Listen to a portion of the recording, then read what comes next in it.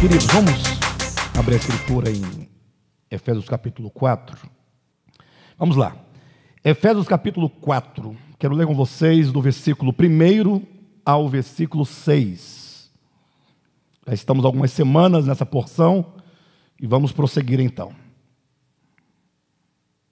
Rogo-vos, pois, eu, o prisioneiro no Senhor, que andeis de modo digno da vocação a que fostes chamados, com toda a humildade e mansidão, com toda a longanimidade, suportando-vos uns aos outros em amor, esforçando-vos diligentemente por preservar a unidade do Espírito no vínculo da paz. Há somente um corpo e um Espírito, como também fostes chamados numa só esperança da vossa vocação. Há um só Senhor, há uma só fé, um só batismo, um só Deus e Pai de todos, o qual é sobre todos, age por meio de todos e está em todos. Amados, nessa porção nós chamamos a atenção dos irmãos para três coisas muito importantes. O primeiro é o rogo, já falamos bastante sobre esse rogo do apóstolo. O segundo seriam os meios, né? Os meios de quê? Os meios de se alcançar este rogo de que diz o apóstolo Paulo. O Paulo, ele roga pela nossa unidade, né? Ele roga para que nós andemos de modo digno da vocação a que nós fomos chamados. Falamos muito sobre essa dignidade da vocação, demonstrando que essa dignidade está intimamente associada à dignidade da pessoa humana pelo próprio ato da criação divina. Ou seja, quando Deus cria o homem na sua origem, Gênesis capítulo 1, capítulo 2, o que nós encontramos ali? Que Deus cria o homem à sua imagem, conforme a sua semelhança. E dizer isso significa afirmar que o homem, ele é participante da natureza de Deus, ele é da espécie de Deus, no sentido de que Deus o criou conforme a sua própria imagem, a sua própria semelhança, e o homem sendo, portanto, da família de Deus, participante da natureza divina, deveria, então, o homem ser uma manifestação e uma expressão daquilo que Deus é. Assim como o filho expressa o pai, tomando por empréstimo a ideia de filiação e de paternidade, assim o homem. Então, o homem deve viver à altura da razão para a qual ele foi criado. Uma vez que o homem ele pecou, ele se desintegrou de Deus, essa desintegração é afastamento, é um hiato que se formou na consciência humana, de modo que o homem passou a viver independente de Deus, separado de Deus, o que causou o rompimento do homem com toda a criação, com o próximo, com todas as coisas. Este homem agora, por meio do Evangelho, ele é chamado por Deus. Chamado para quê? Não para ser um anjo, porque muitos pensam que o homem foi chamado para morar no céu, ver a anjo, nada desse tipo. O homem é chamado, esse chamamento é para que o homem agora, para que no homem se cumpra o propósito original da sua criação. O homem é chamado para pertencer a Cristo, é chamado à reconciliação, ele é chamado para o reino de luz e de glória de Cristo, e portanto ele é chamado para que ele viva essa dignidade da criação, que agora também é a dignidade do chamamento. Ou seja, para que ele viva em unidade, e a unidade é que vai produzir no seu coração, por meio do Espírito, o fruto do Espírito, que é amor, paz, alegria, longanimidade, benignidade, mansidão, domínio próprio. Ou seja, todos os atributos, as virtudes, as características de um coração divino. Ou seja, sem nenhum tipo de inimizade, sem nenhum tipo de separação do homem para com Deus, do homem para consigo, do homem para com a criação, do homem para com o seu próximo.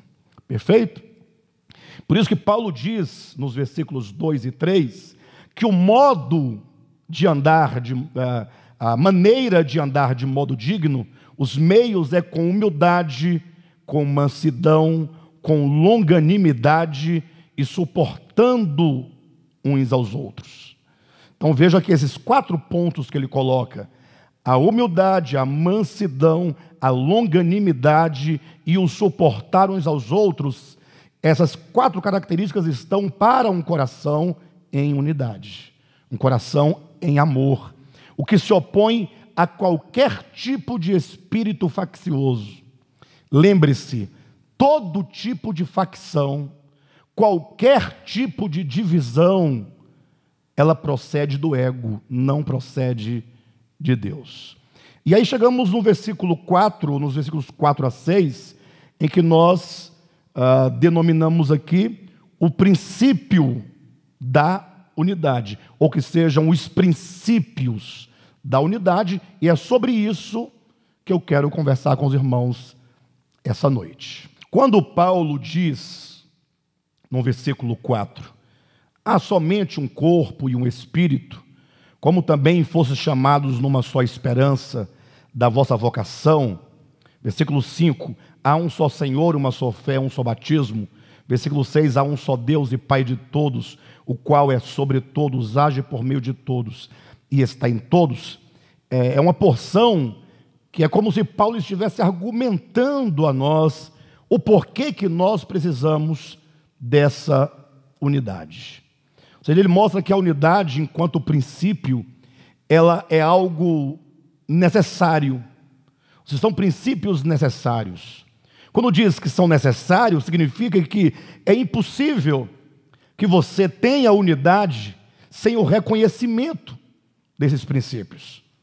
E é impossível que você tenha unidade nesses princípios sem que você mantenha a unidade para com Deus, para com o próximo, para com a criação. Então imagine só, eu quero trazer aqui um dado para vocês, apenas para vocês compreenderem onde nós queremos chegar com esses princípios da unidade. Na língua, vamos falar da língua portuguesa, que é a nossa língua, nós temos mais facilidade em lidar com o conceito, né? O conceito de pessoa. Na gramática chama-se pessoa gramatical, ou que seja pessoa do discurso. As pessoas gramaticais são 3, eu, tu, ele, no singular, ou que sejam 3 no plural, nós, vós, eles. As pessoas do discurso são apenas 2, eu, tu. O ele está fora do discurso, porque se ele está fora, quando eu me refiro ao Rogério, então eu me refiro a um tu. E quando o Rogério se refere a mim, se refere a um tu. E da minha parte para ele, eu me referiria eu, tu. Falando de um eu, de um ele, esse ele está fora do discurso. Porque é a pessoa de quem se fala. Perfeito? Mas o importante disso é que na língua, que é uma questão meramente humana, há 3 pessoas gramaticais. Eu, tu, ele. Quando, preste atenção, se trata das coisas relacionadas a Deus, não há no discurso, nessa relação, o eu. A relação é somente o tu ou o nós. Perfeito? Ou seja, quando eu olho para o Rogério, eu vejo um tu. Quando ele olha para mim, ele vê um tu.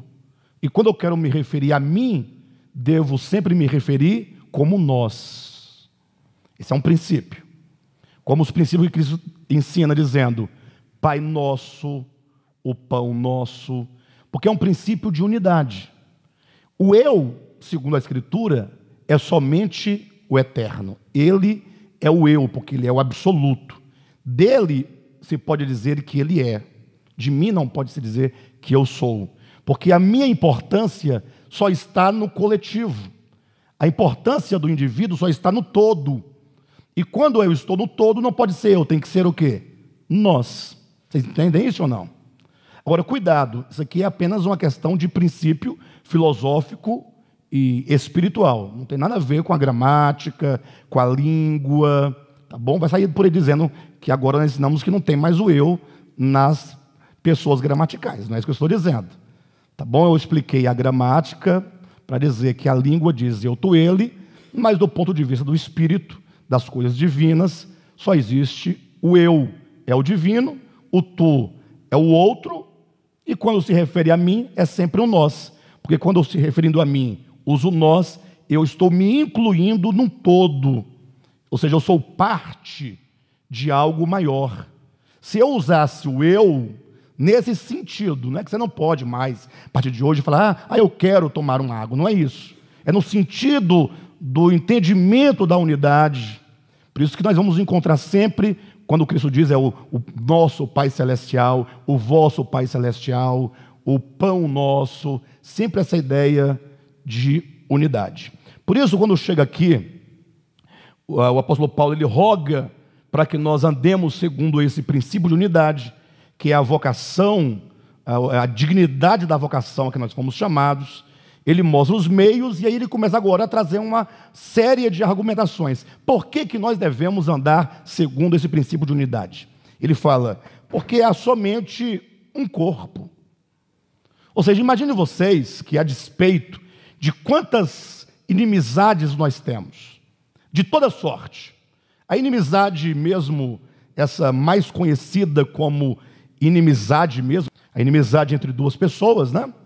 Que é mais reconhecidamente tida por inimizade, quando alguém não gosta da outra, não fala com a outra, quando alguém mata o outro no seu coração, quando despreza o outro.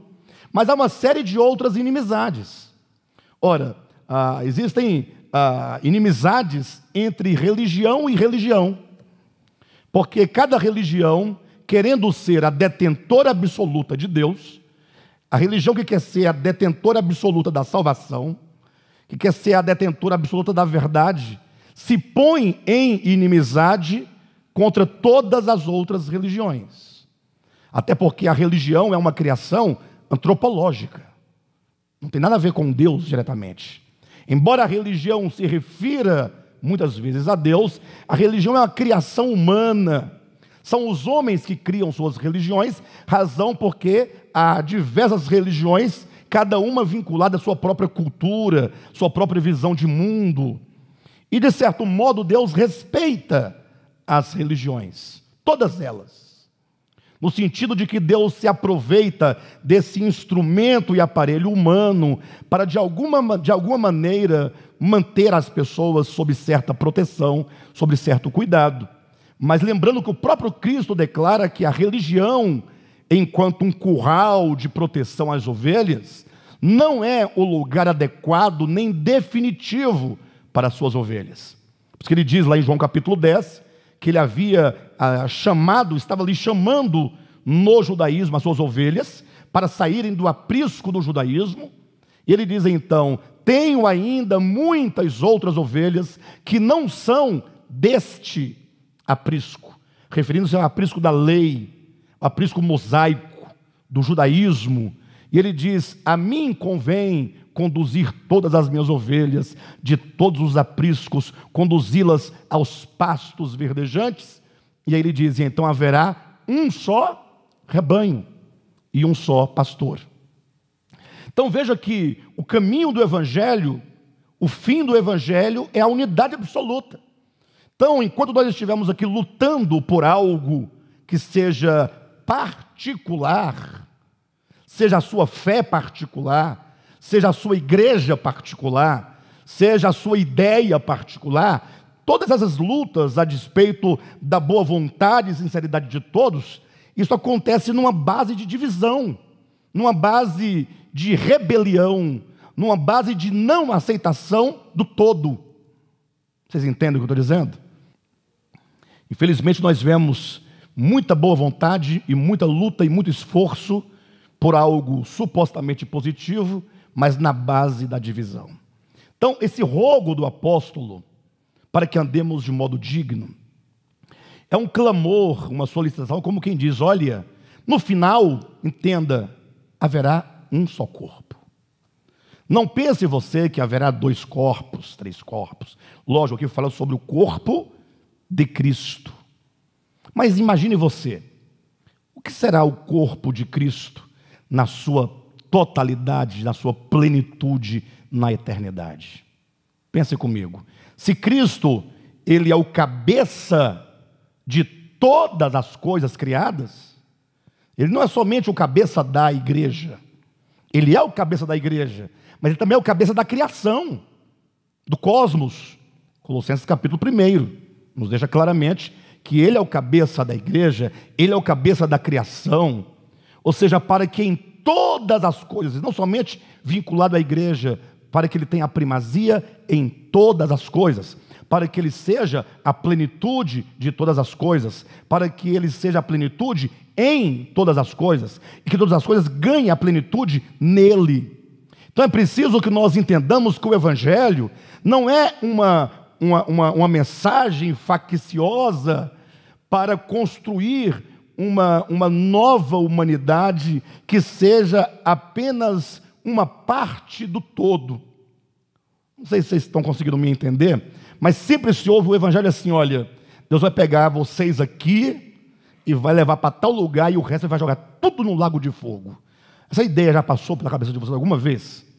Que todos, a Terra, até o planeta Terra vai pegar fogo, vai acabar, vai virar cinzas, e aí vai todo mundo morar no céu, todo mundo assim, aquele grupinho. Mas não, quando fala que Cristo é o Logos, que a tudo cria, que a tudo permeia, que a tudo embeleza, Ele é a quintessência de toda a criação, o cabeça de toda a criação, implica que toda a criação forma um todo com Ele. Quando diz há um só corpo, nós temos que entender que nós não temos como estar numa base de divisão em salvação e outra pessoa numa base de salvação no lado oposto. Ou seja, por mais que nós tenhamos nossas dificuldades, no final todos estarão em um só corpo, uma unidade. Não tem como quebrar essa unidade. Qualquer pensamento que você rompe, ainda que seja arrancando uma orelha, já é pensamento divisivo. Ele diz, há um só corpo, ele diz, e um só Espírito.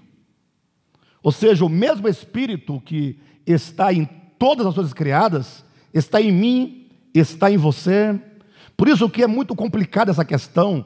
A gente ouve falar muito de unidade, a gente ouve falar muito de verdade, pessoa cheia do Espírito Santo, mas é estranho que alguém se diga cheio do Espírito Divino, alimentando a inimizade em diversos campos da existência, no campo religioso, no campo interpessoal, no campo familiar, no campo do trabalho, no campo da economia. Então Paulo diz, olha, há um só Espírito, ou seja, não tem como você fugir dessa unidade orgânica. Então observa que se há um só Espírito, e você tem o Espírito e eu tenho o Espírito, então fatalmente nós somos um organicamente. Então se nós somos um organicamente, onde é que acontece a divisão? Não é na essência do cosmos, não pode ser na essência do que somos. A divisão, ela só pode acontecer no âmbito da consciência, no âmbito do coração. Por isso que é dito na Escritura que nós devemos guardar o nosso coração, porque dele é que procedem as fontes da vida. Ou seja, todo o problema do homem está no coração. Infelizmente, o cristianismo, ele está muito voltado para duas coisas. Ele está voltado para as coisas exteriores, estão preocupados se isso ou aquilo que está à minha frente ou à minha disposição, seja um alimento, seja uma bebida, seja uma veste, seja uma música, seja um ambiente, seja o que for, como se essas coisas fossem pecado. Então, eles são sempre muito preocupados com isso, ou preocupados com a ideia, com o conceito teológico correto. As pessoas brigam e lutam por aquilo que eles acham que é a verdade. Imagine só, alguém chega para você e todo cheio de orgulho e de certa presunção, porque ele acha que ele agora descobriu uma grande verdade. Fala assim, me fala uma coisa, vocês acham que Paulo, ou que seja Saulo, caiu do cavalo ou não caiu do cavalo? O que vocês acham? Aí fala, Saulo caiu do cavalo. A pessoa fala assim, não, vou te mostrar na Escritura. A Bíblia não diz que ele caiu do cavalo, diz que ele caiu por terra. Sim, mas aí o que eu estou querendo colocar é, sim, mas o que tem? Ele caiu do cavalo, caiu da égua, caiu do burro, do jumento, se ele caiu de um pônei, ou se ele tropeçou e caiu. Observa que A preocupação teológica é essa. Quando você procura na internet, os vídeos que mais têm acesso são aqueles que não dizem nada. Imagine só alguém pregando, olha o tema da mensagem: o espinho na carne de Paulo. Ele vai gastar toda a mensagem para dizer qual é o espinho. Se bem que daria uma boa mensagem, o espinho na carne de Paulo, levando em conta que o espinho não é nenhum problema no âmbito do texto, nem do conceito. Se você entender que inclusive o próprio texto já diz o que é. Ele fala, um espinho a saber, 2 pontos, está escrito. O a saber traz o aposto explicativo. Um mensageiro da parte de Satanás. Um anjo que acompanhava ele para poder provocar todo tipo de sofrimento. Então não precisa ficar buscando saber, malária, Paulo era gay, Paulo era calvo, era cego, era gago, era uma bobagem. Mas se você tomar a ideia do espinho enquanto o sofrimento necessário para nos reduzir a nossa insignificância, para que ganhemos nosso significado em Deus, aí vale a pena falar sobre esse assunto. Mas o cristianismo, ele está muito preocupado com os conceitos, com os dogmas, com os ritos, com as formas ou com as coisas que eles chamam de pecado. Eles não atentam para o coração. Ou seja, se todos nós, se só há um corpo, se só há um espírito, então o espírito está em mim, não poderia deixar de estar. Está em você. Então, organicamente, tudo está ligado. Não há divisão na criação, na essência da criação. A divisão acontece no coração. Por isso nós devemos tratar o nosso coração. Por isso é dito em Hebreus capítulo 4, que a palavra de Deus é viva e eficaz e mais cortante ou penetrante que qualquer espada de 2 gumes e que penetra em nosso ser até o ponto de discernir os pensamentos e os propósitos do coração. Então aqui é o ponto. Nós temos que olhar para o coração.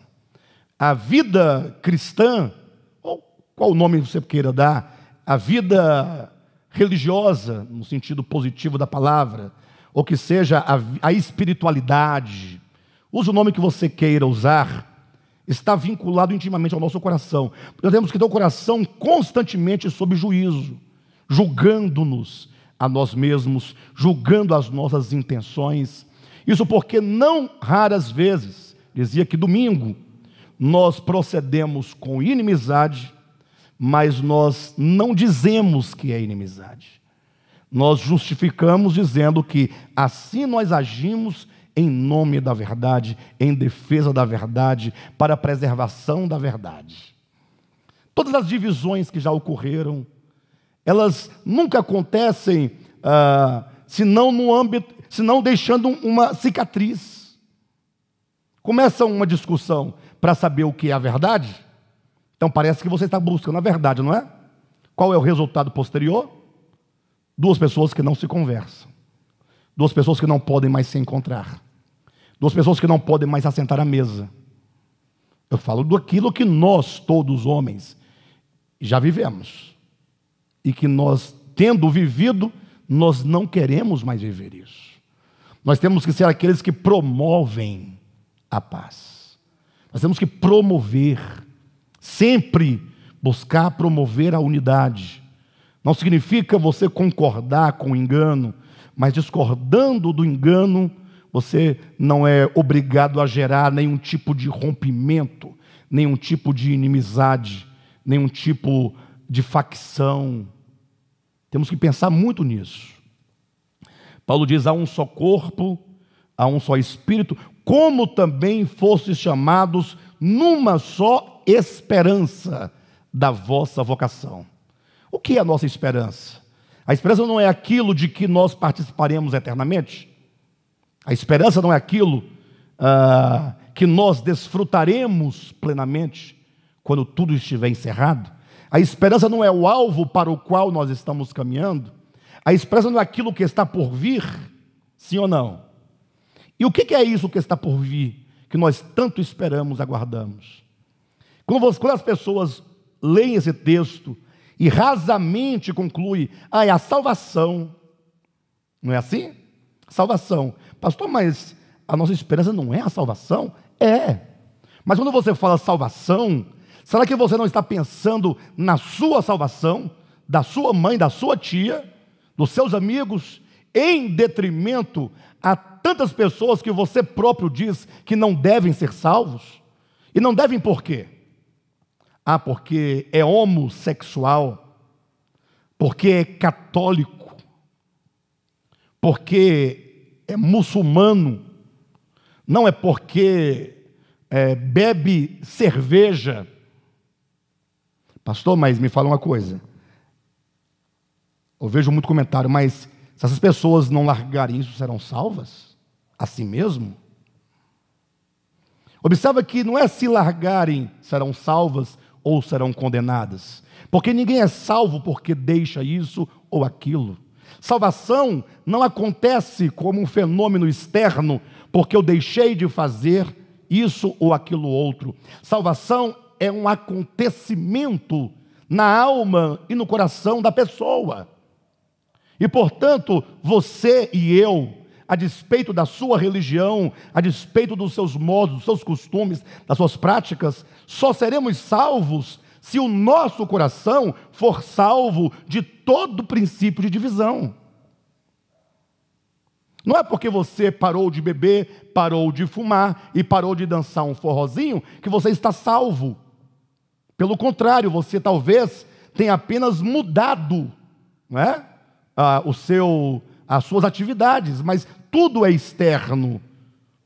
Então, quando Paulo diz sobre a uma só esperança, essa esperança não é a sua salvação particular e individual, porque se é uma única esperança, todos são chamados a uma mesma coisa, ao mesmo lugar, ao mesmo propósito, ao mesmo alvo. E que esperança final é essa, da qual todos participam, a qual todos são chamados? Basta você voltar um pouquinho só, em Efésios capítulo 1, e você vai ver aqui o que diz no versículo 9 e 10. Desvendando-nos o mistério da sua vontade. Então veja que aqui fala de uma vontade divina, portanto uma vontade eterna. Segundo o seu beneplácito que propuser em Cristo. Então existe uma vontade eterna. Essa vontade está intimamente ligada ao Cristo de Deus. Versículo 10. De fazer convergir nele. De fazer convergir em Cristo, na dispensação da plenitude dos tempos. De fazer convergir em Cristo todas as coisas, tanto as dos céus, como as da terra. Que esperança é essa? Essa grande e última reconciliação de todas as coisas. Ou seja, nós estamos caminhando para uma completa convergência de tudo. Ora, se tudo convergirá finalmente para o Cristo, isso implica que o problema do pecado é exatamente a separação. Ou seja, Deus criou tudo para ser uma unidade em Cristo, mas o pecado fez com que todos, cada um, se desagregasse na sua consciência e no seu coração, e cada um se tornasse agora como que um astro errante fora da órbita divina. E agora, portanto, é preciso que esses corpos sejam atraídos pela força redentora da verdade para esse eixo, para esse sol que é o próprio Deus, que é o próprio Cristo. É essa força centrípeta, né, que atrai, trazendo todos de volta. E o poder de atração é o poder do próprio Deus. Não pense você que nós voltaremos de moto próprio. Não pense você que é o seu ego que vai decidir voltar. Na verdade, tudo que o nosso ego quer é não voltar, quer manter-se separado, mas essa força gravitacional de Deus vai por fim vencer qualquer força egoísta e nos atrairá de volta. Esse é o supremo propósito. Essa é a esperança do nosso chamamento. É a esperança, ou seja, é aquilo para o qual nós estamos caminhando, é aquilo do qual nós participaremos, é aquilo o qual nós participaremos, ou desfrutaremos, ou do qual nós desfrutaremos. De todo modo, vai entendendo, há somente um corpo e um espírito, como também fossem chamados numa só esperança da vossa vocação. Esse é o primeiro trecho.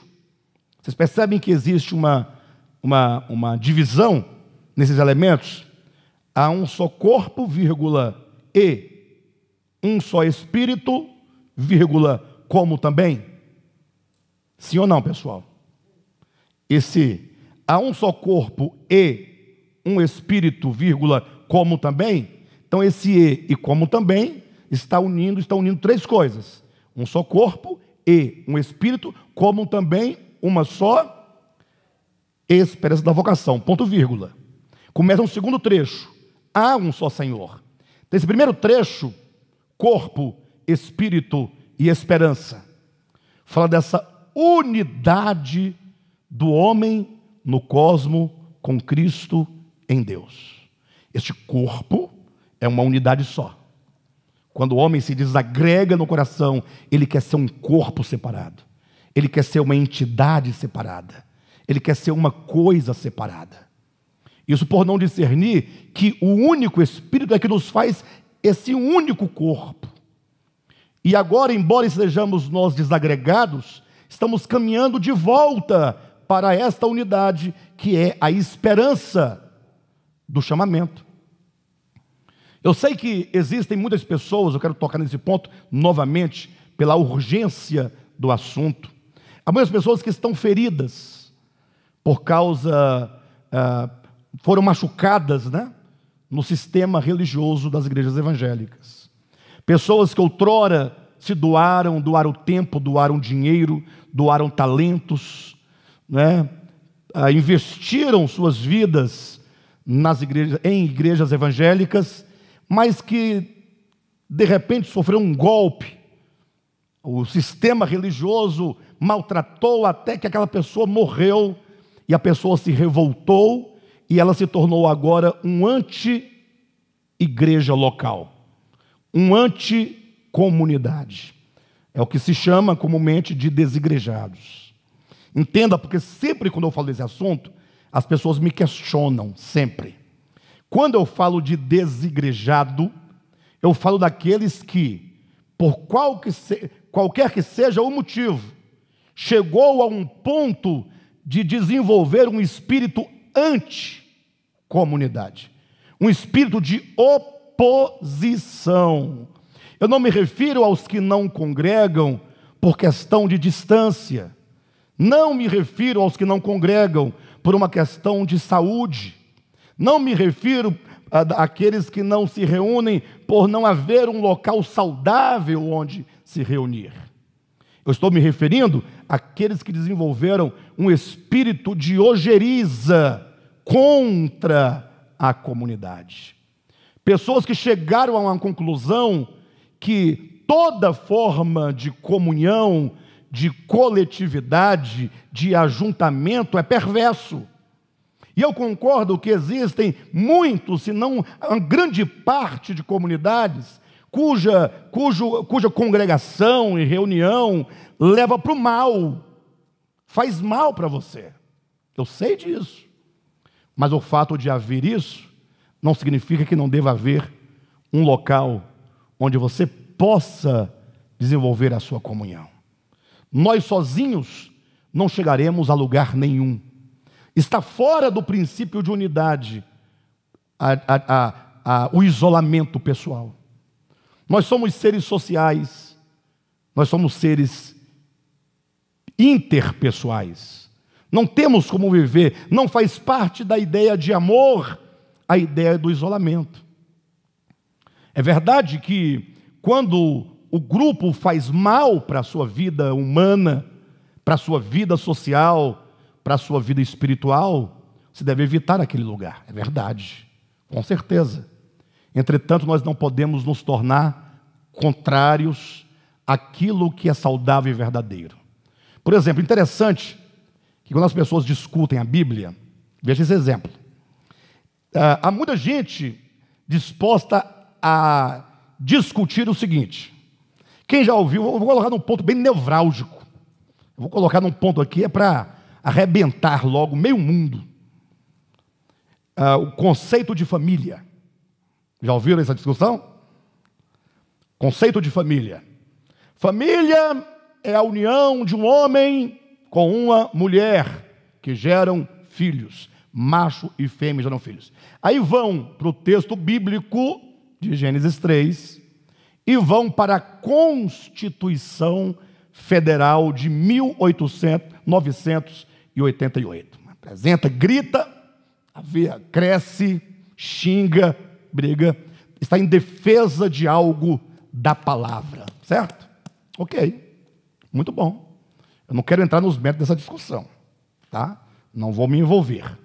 Agora, por que não se briga com o mesmo afinco pela unidade? Já viu alguém brigando? Nós temos que perdoar e aceitar e acolher e reunir e abraçar, não importa quem quer que seja.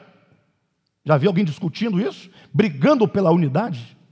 Brigando pelo que está jogado na vala, que o samaritano, pelo contrário, eles estão condenando o samaritano porque socorreu aquele homem que era um inimigo. E estão apoiando o sacerdote e o levita que passou de largo. Isso não é estranho, não? Briga-se por algo que se diz supostamente da Bíblia, mas pelas verdades essenciais não brigam, não lutam. Aí agora querem discutir e debater a igreja local. Porque a igreja local não existe, é invenção do homem. Aí briga por isso, mas não brigam pela unidade. Interessante que eles falam das igrejas falsas, enquanto aquelas que não traduzem a verdade do Evangelho, a comunhão do Evangelho, e de certo ponto eles estão corretos, porque existe isso mesmo, mas anulam o fato de haver comunidades em que é saudável, porque os propósitos, os objetivos é o amor, é a unidade e a comunhão. Interessante que as pessoas, tratando-se do dinheiro, todas elas sabem que existem notas falsas, não sabem? Todo mundo sabe. Daqui a pouco vai ter, se já não tem, notas de R$200 falsas. Agora eu quero ver alguém falar assim, olha, nunca mais eu recebo dinheiro algum, porque o dinheiro é falso. Queria encontrar essa pessoa. Eu não recebo mais nota de 100, nem de 50. Não recebo. Não vem com dinheiro para cima de mim, porque eu fui muito enganado na minha vida com notas falsas, com agiotas, com juros. Por que só quando são as coisas espirituais é que você torna absoluta a sua decisão de não querer? Nós não temos que pensar no nosso coração, não, irmãos? Nós não temos que pensar? Não temos que colocar nosso coração sob julgamento? Se nos julgássemos a nós mesmos, diz o apóstolo Paulo, não seríamos julgados? O problema é que nós não julgamos a nós mesmos. Nós lutamos por coisas. Nunca vi uma coisa ser mais divisiva do que cristianismo, do que igrejas, do que crentes, do que evangélicos. Estamos agora diante de um quadro de profunda contenda na internet, porque um pastor disse que a Bíblia precisa de ser atualizada. O meu desafio a todos que discordaram do pastor, que isso declarou, é que certamente todos que estão brigando e lutando contra esse pastor não o entenderam. Ou se o entenderam, fingem que não estão entendendo. Ele não disse em nenhum momento que tem que atualizar as escrituras do ponto de vista da escrita. Ele não está propondo você fazer correções na escrita. Pelo contrário, todos os exemplos que ele deu é uma correção no olhar interpretativo das Escrituras. A proposta não é uma outra Escritura.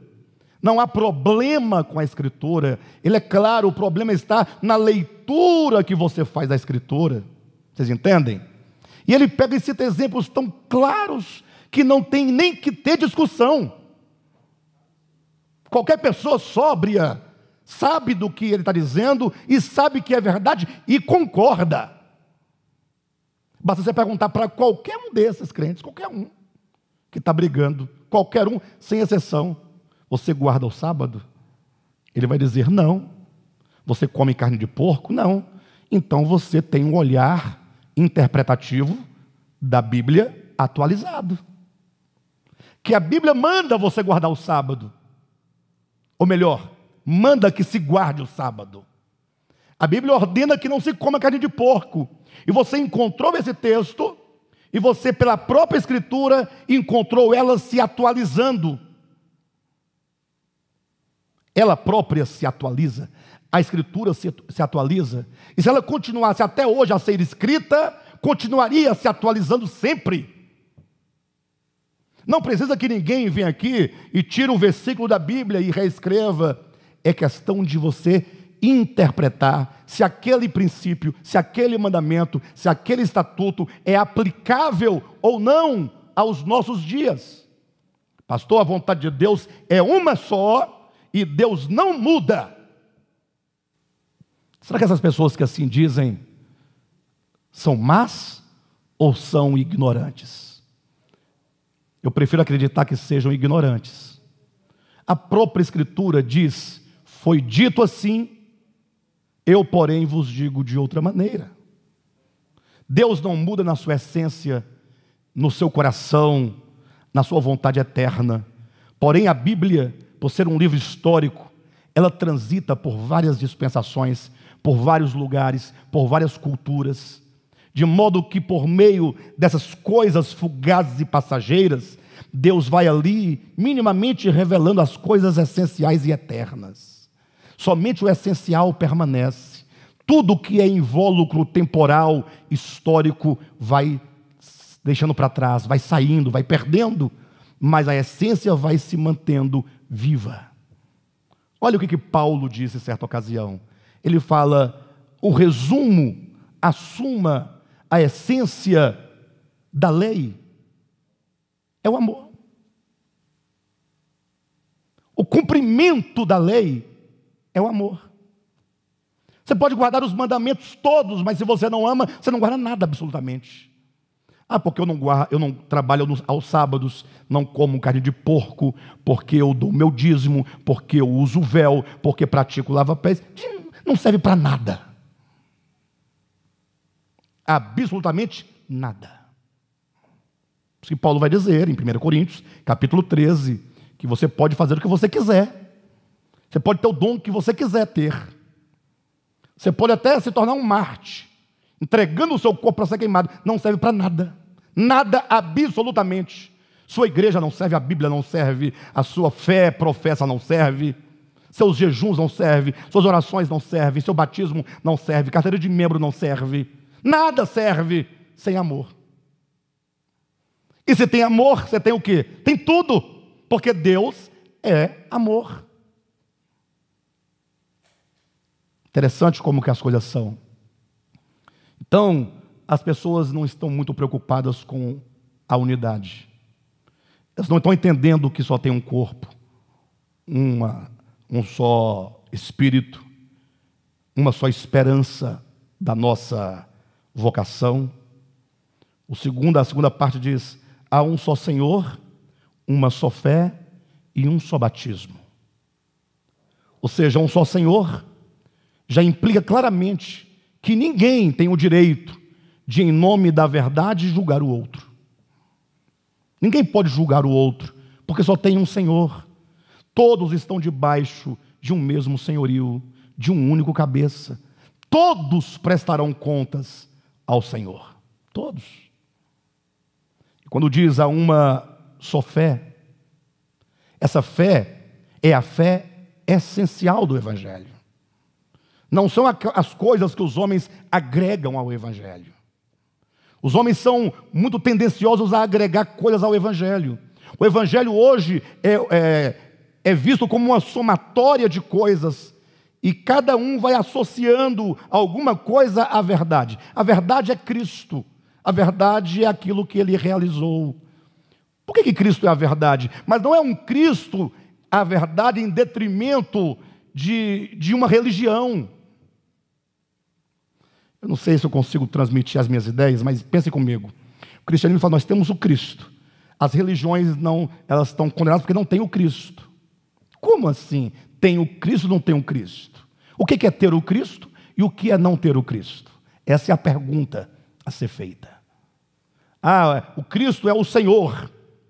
Quem não tem Cristo como Senhor, não tem o Cristo. E o que é ter Cristo como Senhor? Nós temos que rever esses conceitos básicos de unidade, de verdade, de fé. O Cristo não é uma doutrina que você fez apropriando-se da história do Nazareno, fazendo-o, tornando-o o Senhor legítimo de uma religião. O que é o Cristo de Deus enquanto a nossa fé? Vocês sabiam de uma coisa, que os crentes não creem em Cristo? Na sua maioria, quase que absoluta. Eles podem minimamente acreditar. Exercer fé, não. Fé, não. Porque quando fala que o Cristo de Deus, e Ele é a nossa fé, quando fala uma só fé, refere-se ao Cristo. Mas não é ter o Cristo enquanto objeto teológico. É o olhar para o Cristo, ver nele o espírito de abnegação, o espírito de renúncia, ver nele aquele que, sendo não foi, deixou de ser no plano da existência, entregando-se a toda forma de juízo da parte dos homens, tendo ele a razão, ele foi morto como se fosse um bandido, sem revidar, sem retaliar. Você vendo essa imagem, e você fala assim, esta é a verdade acerca de Deus. Deus é isso, é abnegação. Deus é não retaliação. Deus é não violência. Isso é ter a fé no Cristo. Essa é a fé única. Todos que entenderam que o grande problema do universo é o ego, e todos que entenderam que a única maneira de se voltar para Deus é na renúncia, isso é a fé, que é uma só fé. Não tem nada a ver com a igreja do véu, ou congregação que está no Brasil, tem a fé deles. Aí ela fala, tem que usar véu, não pode usar o nome pastor. Tem pastores, mas não pode chamar, tem que ser ancião. Eles falam, não existe pastor, existe ancião. E qual a diferença? Não, é porque o pastor ganha dinheiro, o ancião não ganha. Tem pastores que não ganham dinheiro nenhum, mas não pode chamar de pastor. Aí lá não tem dízimo, mas tem oferta. Mudou o nome. Pode ser que o dízimo, enquanto uma quantidade taxada, não seja exigida, mas como é que mantém a instituição? Quem é que paga a água, a luz, o local de reuniões? Quem compra o lote, quem constrói? Não é o povo? É uma forma de você doar, é doação. Então isso não é a fé. Isso aí podemos dizer que é o regimento da instituição. Agora, a fé é o Cristo, mas não é o Cristo enquanto objeto teológico, é o Cristo enquanto significado cósmico e espiritual, é o espírito de entrega absoluta. E quando se trata da fé enquanto Cristo, que é entrega absoluta, aqui não permite nenhum mais. Não mais, não tem o mais. O que é o mais? Por exemplo, o Rogério, você precisa ceder. Não mais. Aí você vai encontrar uma razão, um motivo, porque você pode revidar. Nós temos ou não temos muitos mais? Sim ou não? Por que diante da fé, que é única, que é o Cristo, não existe mais? Porque o Cristo de Deus, que é Deus, que é o Criador, que é o sustentador, que não tinha dolo, que não tinha culpa, que não devia absolutamente nada a ninguém, ele teria todos os mais do mundo para dizer, eu vou fazer isso contra você por isso, mas sendo ele tudo de positivo, não usou nenhum mais. Ou seja, a entrega minha não depende do erro ou acerto do outro. É o meu coração que, independentemente de qualquer coisa, ele é doação. Isso é a fé. Qualquer coisa que você acredite não é fé, se não for o Cristo de Deus. E o que é o Cristo de Deus? Não é um elemento teológico. Na religião A, tem o Cristo teológico, histórico. Na religião fulana, não tem o Cristo. Mas, e aqui tem? Isso aqui não salva. Esse Cristo, enquanto objeto teológico, não salva. A prova é que está todo mundo perdido. Isso não é nenhuma acusação, isso aí é uma verificação. Todo mundo está perdido. Dentro do cristianismo, todo mundo perdido. É o que mais tem, é fofoca, confusão, adultério, prostituição, disse-me-disse, facção, inveja, ciúme, contenda, inimizade, porfia. Tudo tem aí dentro, em qualquer lugar. E você vê isso todo dia, os crentes na internet se matando e se mordendo e se xingando um ao outro. Agora, pode entrar aqui que você vai encontrar. Pode procurar. Você vai encontrar milhares e milhares. Não acaba nunca. Então, o Cristo, enquanto objeto teológico, de confissão teológica, de dogma teológico, não serve para nada. Melhor, olha que argumento de Tiago. Pense nesse argumento de Tiago. Ele fala assim, olha, aquele diz que tem fé, mas não tem obras. Quem é essa pessoa? Não é o religioso?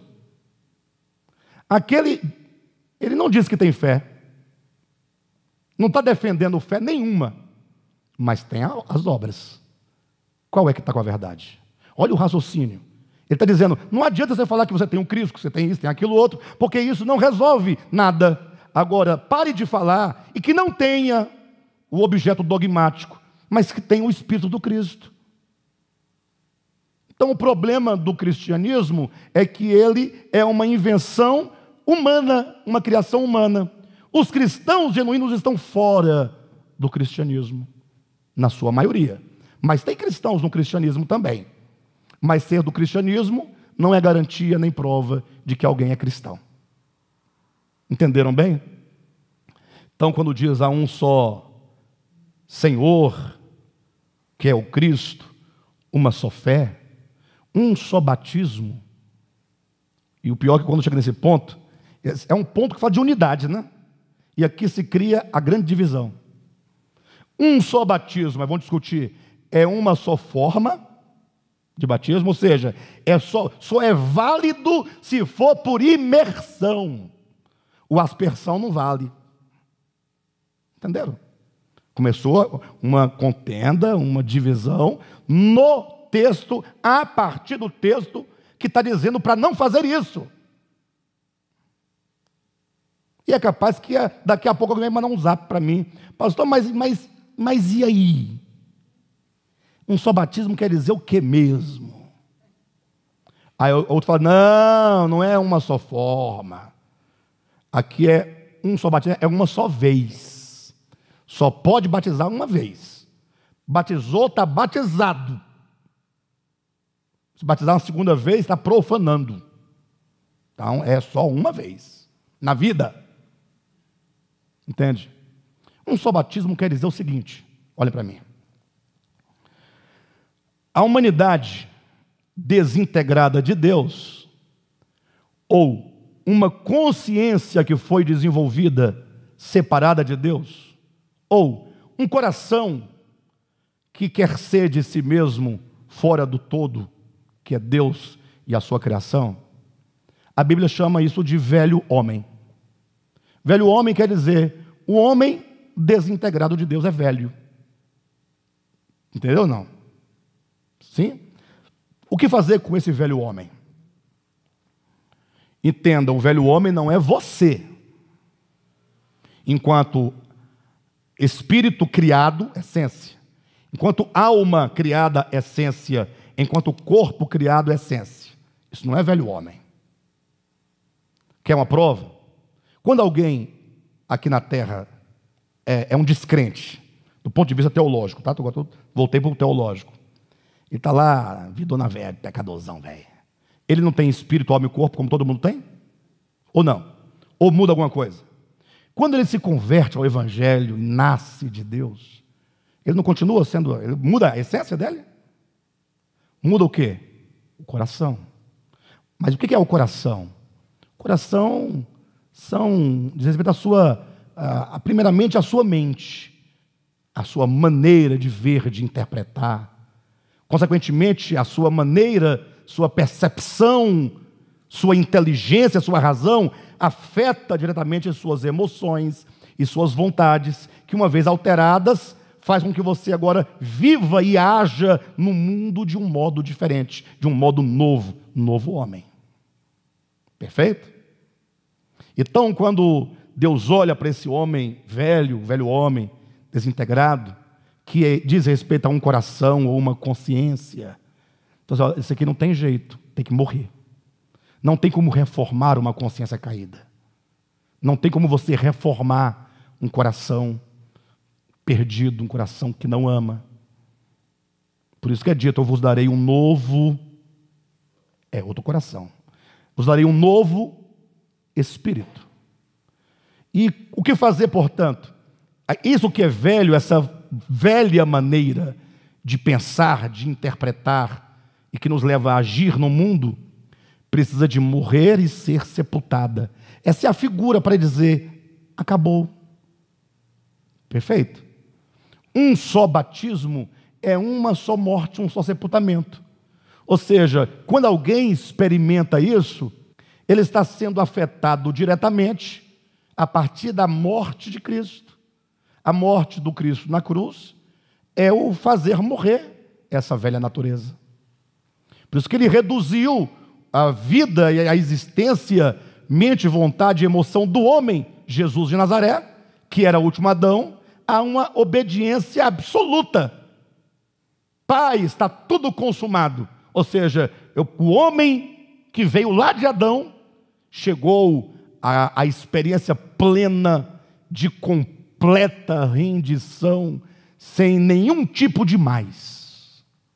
Está completada a salvação. Isso é salvação completa. É esse homem na cruz, quando ele diz, está consumado, aqui a consumação da salvação. Este homem aqui, ó. Não é o Cristo não precisa de salvação. É este homem. Então, portanto, quantos creem nessa verdade, exercitam fé no espírito do Evangelho, que é abnegar-se completamente, mesmo diante de suas razões, mesmo diante de suas verdades, mesmo diante de sua justiça, mesmo sofrendo tudo isso por injustiça, por maldade dos outros, mas você apenas dizendo, perdoa, Pai, perdoa, perdoa, perdoa, perdoa. Isso aqui, quando alguém experimenta isso, é um só batismo. Ele experimenta essa mesma obra do Cristo. Cristo é o pioneiro. Jesus de Nazaré é o primeiro a experimentar isso. Houve antes de Cristo muitos homens grandes, homens místicos, homens que entregaram suas vidas ao máximo que puderam, mas nenhum homem foi como Jesus de Nazaré. Por isso ele é o quê? O pioneiro. Ele é aquele que foi à frente, abrindo um novo e um vivo caminho por meio do véu, isto é, por meio da sua carne, rasgando a carne. Entenderam? Isso é um só batismo. Tem que ficar discutindo outra coisa. Por isso, e aí espantem-se vocês com o que eu vou dizer, que ainda que nem todas as religiões tenham o Cristo por objeto teológico das suas teologias, mas todas elas sabem quem Ele é. Todas elas confessam a grandeza de Jesus de Nazaré. Não há nenhuma que despreza o nome de Jesus. Nenhuma. Todas as religiões, elas, nas trevas da sua ignorância, nos seus ritos arcaicos, nos seus ritos tradicionais, culturais, elementares, tudo cada um tem os seus problemas. Tem gente matando uma galinha aqui, ó. Tem outro acendendo uma vela aqui. Tudo é coisa sem futuro, arcaico. Tem outro tocando um pandeiro, um tambor. Só que tem gente que toca pandeiro aqui, fala de quem toca o tambor aqui, ó. Aí esse aqui está rodando para a direita, falando de quem roda para a esquerda. Mas tudo roda. Esse recebe aqui, o outro recebe também lá. Todo mundo fica possuído. Só que aqui é santo, aqui é capeta. E aqui está ruim, aqui lá também continua. Não mudou nada ali. Pode cair, rodar, gemer, unção do celular, do prego, panela de pressão, Michael Jackson. Mas a vida não mudou. Está todo mundo vendo. Não adianta discutir. E se gritar comigo, me xingar na internet, aí é a prova de que não mudou. É a prova, ué. Opa. É a grande prova. Quando você começa a xingar o outro, amaldiçoar, pronto, você é tão assim que você dá a prova. É. Nem para fingir. Falar assim, na internet, pai, perdoa esse pastor que ele não sabe o que fala. Nem para fingir. Bem, de todo modo, entenda claramente que, a despeito dos dogmas que são colocados sobre a pessoa do Cristo, porque imagina só a discussão. Dentro do cristianismo, a discussão e a divisão se instaura quando se discute o Cristo. Por exemplo, tem a ideia unicista e a ideia dos trinitarianistas, né? Os modalistas e os... Aí eles brigam, discutem. Me recordo que na década de 80, 90, não me recordo com exatidão, mas nenhuma igreja das Assembleias de Deus podiam cantar, foi tudo proibido que se cantasse Voz da Verdade, por muitos anos. Isso foi um crime, porque os hinos da verdade são belos, são lindos, são maravilhosos, no sentido do que se transmite. Até hoje, quando alguém toca ou canta a Voz da Verdade, há quem pergunta, você é modalista? A pessoa está preocupado com modalismo. Olha a preocupação da pessoa. Tanta coisa para se preocupar, vai se preocupar com o modalismo. Pastor, mas você não preocupa não? Meu querido, Deus é algo que eu não consigo perscrutar. Eu não vou discutir a essência divina que eu não sei, nunca ouvi. Tudo que eu sei dele são coisas muito pequenas que me ajudam a modificar aqui. Agora, as pessoas querem deter o conhecimento de como Deus é. Ele tem 2 olhos, tem 10 olhos, tem chifre, não tem chifre, tem capa, não tem capa, tem barba, não tem barba, tem trono, tem unha, não tem unha, se é homem ou se é mulher.